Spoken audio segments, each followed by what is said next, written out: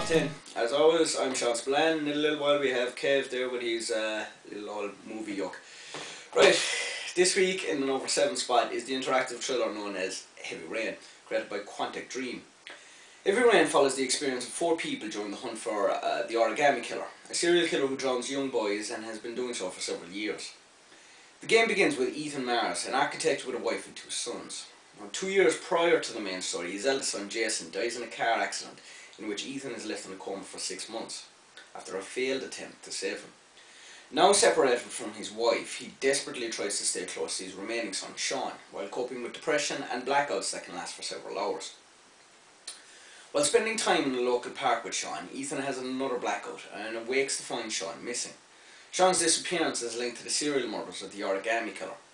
Leading the investigation is Norman Jaden, an FBI profiler possessing a set of experimental glasses called an added reality interface, which helps him rapidly investigate crime scenes and evidence. His abilities are hampered by his addiction to the drug tryptophan, however. He deduces the killer's MO as abducting a young boy during the rainy season. After being drowned, the boy is placed in a remote location with an origami figure and an orchid on their chest. He concludes that the child is held in a location where, after 6 inches of rainfall, their bodies will be completely submerged. He realises that they have less than 3 days to find Sean. Meanwhile, a retired cop, Scott Shelby, is conducting his own private investigation by interviewing parents of the previous victims, aided by Lauren Winter, a mother seeking closure on her son's death. Ethan retires to a motel in a bid to escape the media and receives a letter from the killer directing him to a locker containing a shoebox. Inside the shoebox is a phone, a handgun, and 5 origami figures, each with a task on them. He is instructed to complete a set of tasks that display the lengths he is prepared to go to save his own son. Completion of each task rewards him with a piece of street address. He soon meets Madison Page, a photojournalist suffering from severe insomnia. She helps him recover from the progressively harsher tasks, Madison beginning her own investigation into who is arranging the trials then. Jaden, working with Lieutenant Carter Blake, investigates 2 suspects but comes up empty-handed. After meeting with Ethan's ex-wife, Blake is convinced that Ethan is the killer, while Jaden follows evidence to confirm otherwise. Fairly late in the game, the player takes on the role of a young origami killer who loses his brother in a flooded pipe, unable to convince his drunken father to help. The child is revealed to be Scott Shelby, who kidnaps boys and set up tasks in an attempt to find a father that would do what his wouldn't. The outcome of the game is determined on the player's actions, and there are numerous endings with 3 or 4 of the main characters may or may not die.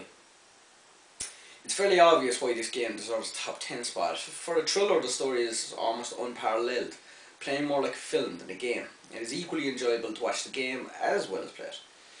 No game over screens or retries means the gamer's reactions and intuition is fully taken into account. Worth a mention is the game's spiritual predecessor Fahrenheit, also created by Quantum Dream. Heavy Rain perfects this style of gameplay and story progression, and I can only hope that David Cage, writer and director of both Fahrenheit and Heavy Rain, releases another story of equally epic proportions. Right, I'll see you next week for number 6. And as always, send in your comments, maybe suggestions for other top 10s we can do or whatever. Talk to you later. Hand you over to Kev. Everything I did for love.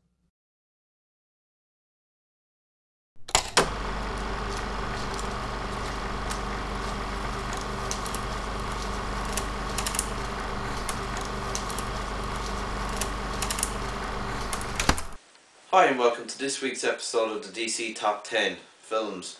This week we've got Back to the Future. The film starts with 17-year-old Martin McFly, known to his friends as Marty, played by Michael J. Fox. Marty lives with his boring-ass family in Hill Valley, California in 1985. His father, George McFly, is constantly bullied by his shithead supervisor, Biff Tannen, and his unhappy mother, Lorraine Baines McFly, is an overweight alcoholic. His underachieving older siblings, Dave and Linda, also live at home.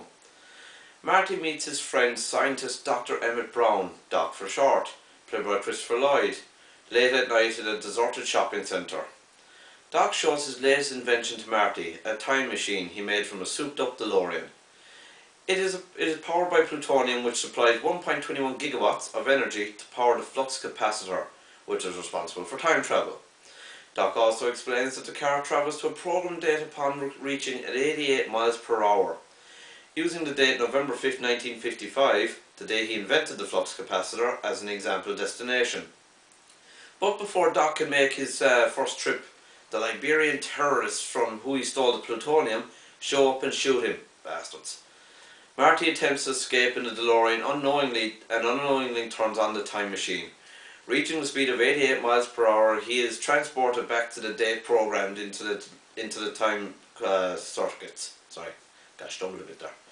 And finds himself without the plutonium needed for the trip back, leaving him stuck in 1955.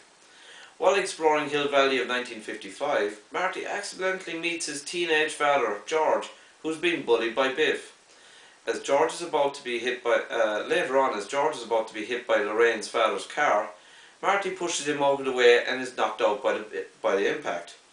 As a result, a teenage Lorraine becomes infatuated with Marty instead of George. Marty is disturbed by her flirtations and leaves to find the younger Doc of 1955. Marty eventually convinces Doc that he is from the future and asks for his help in returning to 1985. Doc explains that the only available power source capable of generating the required 1.21 gigawatts is a bolt of lightning. Doc then sees a Save the Clock Tower flyer that Marty was handed by earlier on in the film, and that it indicates that on the following Saturday at 10:04 p.m. the clock tower will be struck by lightning. So Doc makes plans to harness the lightning strike to power the DeLorean's flux capacitor.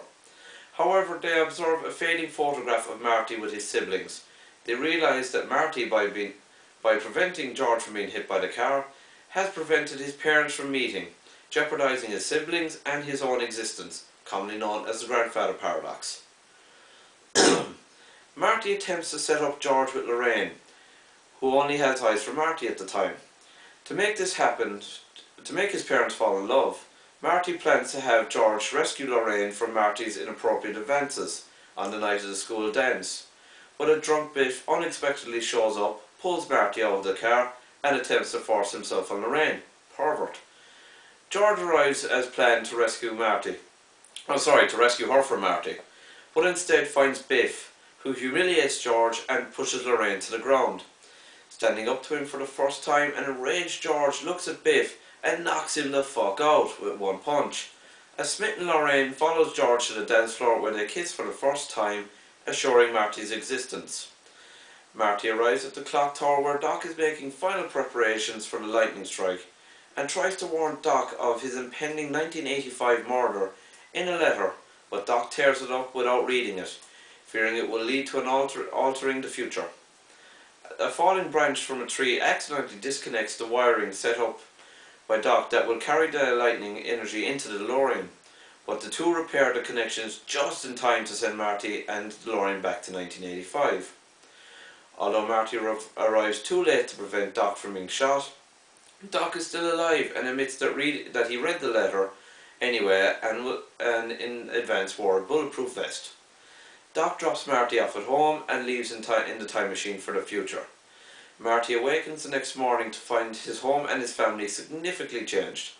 Lorraine is happy and physically fit, a self-confident George has become a successful science fiction writer, Dave is now a businessman, and Linda has no longer problems with finding boyfriends. Most significantly, George and Lorraine have now got a closer relationship. While Biff has become an auto detailer / washer who is now shit scared of George, just as Marty reunites with his girlfriend Jennifer, Doc arrives, insisting that they accompany him to the future to sort out a problem with their future children. Marty and Jennifer enter the upgraded DeLorean, now a hovercraft powered by nuclear fusion, also called Mr. Fusion, that Doc flies away, and then Doc flies away the time machine into the future. And why Back to the Future gets into my top 10. Well, to start with, it's a film with very memorable characters. Since its release, the characters of Marty, originally played by Eric Stoltz but later played by Michael J. Fox, and Doc Brown have become two of the most memorable characters in film history. This has to go down to the fantastic performances by both actors, and also the DeLorean, which was essentially a character in itself. Another reason has to be the set design. Main accomplishment of this was that they recreated the entire Hill Valley and gave it a 1950s look, from the clothing of the period to the buildings of the same era. And I suppose the main reason for Back to the Future making it into my top 10 has to be the fact that the film has such memorable scenes. Such scenes as the nail-biting scene where Doc is trying to frantically reconnect the cables as Marty speeds towards him in the DeLorean. But the most memorable scene has to be where Marty is on stage during the school dance playing Chuck Berry's Johnny B. Good. Even the little reference to Chuck himself during the scene was a nice touch. Back to the Future became so popular that it not only did it spin out two very successful sequels, it made it into most people's top 100 films of all time, but was also referenced by one of the film's biggest fans, former President Ronald Reagan, during a speech to Congress, after they mentioned him in the film itself. Back to the Future is one of those films that has something for all the family, and has and will always stand the test of time, pardon the pun. That's all from me this week. I'll see you in the future.